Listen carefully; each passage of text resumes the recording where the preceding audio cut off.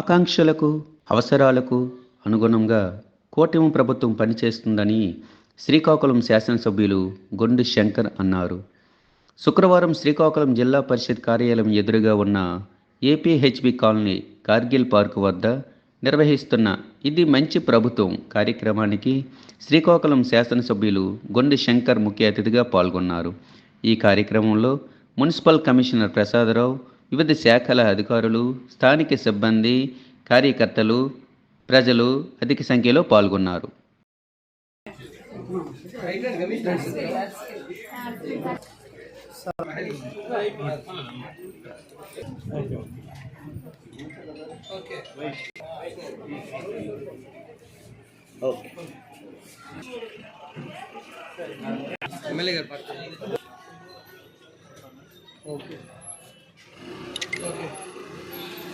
రోజుల లోపల ప్రతి డోర్ టు డోర్ స్టిక్కరు ఈ పాంప్లెట్ ఇది మీరు ఓకేనా, షేర్ చేసుకోండి. దానికోసం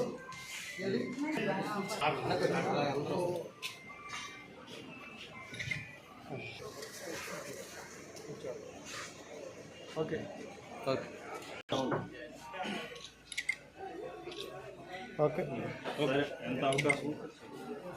రాజధానికి కౌలు రైతుల బకాయిలు 2 రోజుల కిందటే 400 కోట్లు చెల్లించడం జరిగింది. వరదల్లో పంట నష్టం జరిగిన వారికి 2000 నుండి 10,000కి పెంచాం. గతంలో పంట నష్టం 2,000 ఇచ్చేవాళ్ళు ఎకరాకి, ఇప్పుడు అది 10,000 కూడా చేయడం జరిగింది. అలాగే రేషన్ బియ్యం ఎన్డీఏ ప్రభుత్వం బియ్యంతో పాటు ఇచ్చేవాళ్ళు కాదు, ఎన్డీఏ బియ్యాన్ని వీళ్ళు బియ్యంగా చూపించడం జరిగింది. ఇప్పుడు ఆ బియ్యంతో పాటు మనం పంచదార, గోధుమ పిండి కూడా ఇవ్వడం జరుగుతుంది. మార్కెట్లో కందిపప్పు 180 రూపాయలు ఉంటే మనం ప్రత్యేకమైన కౌంటర్లు పెట్టి 150 రూపాయలకే ఈ మధ్యకాలంలో మనం ఇవ్వడం జరిగిందని ఈ సందర్భంగా తెలియజేసుకుంటూ, ఇంకో 4,000 రేషన్ షాపులను కూడా త్వరలో ప్రారంభించబోతున్నారు. దానికి ఆమోద ముద్ర కూడా వచ్చింది. ఎందుకంటే రేషన్లు తీసుకోవడానికి ప్రజలకు ఇంకా సౌలభ్యం చేయడానికి కోసం. అలాగే ఒక అక్రమ కేసులో ఈ మధ్యనే ఒక మహిళల్ని వేధిస్తే 3 ఐపీఎస్ఎల్ని ఒకేసారి ఈ రాష్ట్ర చరిత్రలో ఎవరు చేయని విధంగా సస్పెండ్ చేయడం జరిగింది. అంటే ఎంత పారదర్శకంగా ఉందో ఇది రాష్ట్రంలోనే రికార్డు సృష్టించడం జరిగింది. ఈ సందర్భంగా గమనించాలని తెలియజేసుకుంటూ, ఉచిత ఇసుక విధానం పాలసీ కూడా వచ్చింది. ఆన్లైన్ బుకింగ్ 19వ తారీఖు నుండి మొదలుపెట్టారు.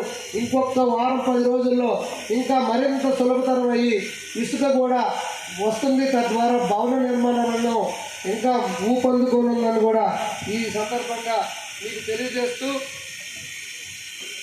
చేనేత వృత్తిదారులకి జీఎస్టీ ఎత్తివేస్తున్నాం. గృహ నిర్మాణానికి అదనంగా 50,000 మంజూరు చేయడం అయింది. విషపూరిత మద్య స్థానంలో నాణ్యమైన బ్రాండ్లు అందుబాటులోకి ఉంచడమైంది. మద్య ధరలు తగ్గుదలకు కృషి చేయడంతో పాటు 99 రూపాయలకి నాణ్యమైన ఒక క్వార్టర్ బాటిల్ కూడా ఇవ్వడానికి ఇప్పుడు రాష్ట్ర ప్రభుత్వం చర్యలు తీసుకుంది. ఎందుకంటే విపరీతంగా ఒక పక్క ఇస్తూ మందు ద్వారా పేరు పెట్టి కోట్లాది రూపాయలు తిరిగి వెనక్కి తీసుకొని కొల్లగొట్టి పేదవాడి పొట్టను కొట్టారు. ఆ నాణ్యం లేని మందు ఇచ్చి ఎంతో అనారోగ్యాలకి గురయ్యారు. దాన్ని కూడా ఇప్పుడు పూర్తిగా మద్యం పాలసీని కూడా మార్చేసిన పరిస్థితి ఉంది. అలాగే అలాగే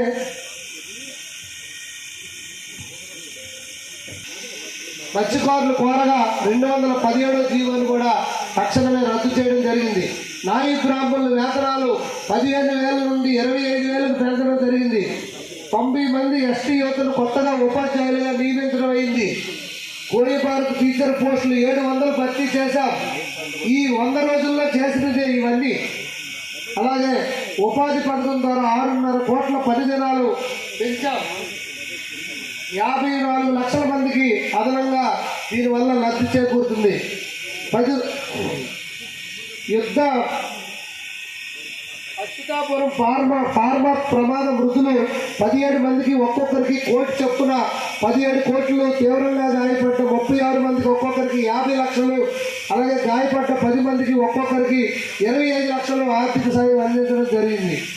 అలాగే తుంగభద్రలో కొట్టుకుపోయిన గేటు నీరు వెళ్ళిపోతుంది, మొత్తం సాగుకి నీరు ఉండదని అప్పటికప్పుడే రాత్రి మీద నీరు ఉంటుండగా గేటును బాగు చేసి ఆ నీటిని కాపాడుకోగలిగాం. బుడమేరు గంటలు యుద్ధ ప్రాతిపదికన 3 రోజుల్లో మంత్రి గారు లోకేష్ బాబు గారు అక్కడే ఉండి పర్యవేక్షించి మళ్ళీ విజయవాడలోకి వరద నీరు రాకుండా మనం ఆపుకోగలిగాం. అలాగే ప్రకాశం బ్యారేజ్ని పడవలు వదిలేసి ఢీకొట్టించి అది ఎరపట్టించడానికి ప్లాన్ చేశారు. ఆ పడవలు కూడా ఈరోజు 3వ పడవ వెలికి తీయడం జరుగుతుంది. ఎన్ని బాధలు పెట్టినప్పుడు కూడా ఇటు ప్రజా సంక్షేమంలో కానీ అభివృద్ధిలో కానీ ఎటువంటి మనం వెనక్కి తిరగలేదని కూడా నేను తెలియజేసుకుంటూ ఉన్నాయో అన్నీ జగనన్న పేరు పెడితే మనం అబ్దుల్ కలాం గారని, అలాగే జ్యోతిరావు పూలే గారని, అలాగే మన గోరుముద్దకి ఆవిడ డొక్కా పేరు పెట్టాం. అలాగే ఎన్నో పేర్లు కూడా మార్చి మళ్ళీ చేశాం. బీపీసీఎల్ కంపెనీ ఏపీలో 70,000 కోట్ల పెట్టుబడి పెట్టనుంది. ఇంటర్ విద్యార్థులకు ఇంతకుముందు ఉచిత పాఠ్య పుస్తకాలు ఉండేవి కాదు, మళ్ళీ ఉచిత పాఠ్య పుస్తకాలు, మళ్ళీ ఇంటర్ విద్యార్థులకు నోట్బుక్స్ పెట్టడం కూడా జరిగింది. అలాగే అర్చకులకు వేతనాలు 10,000 నుండి 15,000కు పెంచాం. గృహ నిర్మాణానికి 1,80,000 నుండి 4 లక్షలకి గృహ నిర్మాణానికి లోను ఇవ్వడం జరుగుతుంది. ఎంఎస్సి ఎంఈలకు ప్రభుత్వ గ్యారంటీ 1000 కోట్లతో రుణాలు కూడా ఇవ్వడానికి మనం సిద్ధం చేశాం. అలాగే 77,000 మంది సిబిఎస్ఈ విద్యార్థులకు స్టేట్ బోర్డులో పరీక్షలు రాసే వెసులుబాటు కల్పించడం జరిగింది.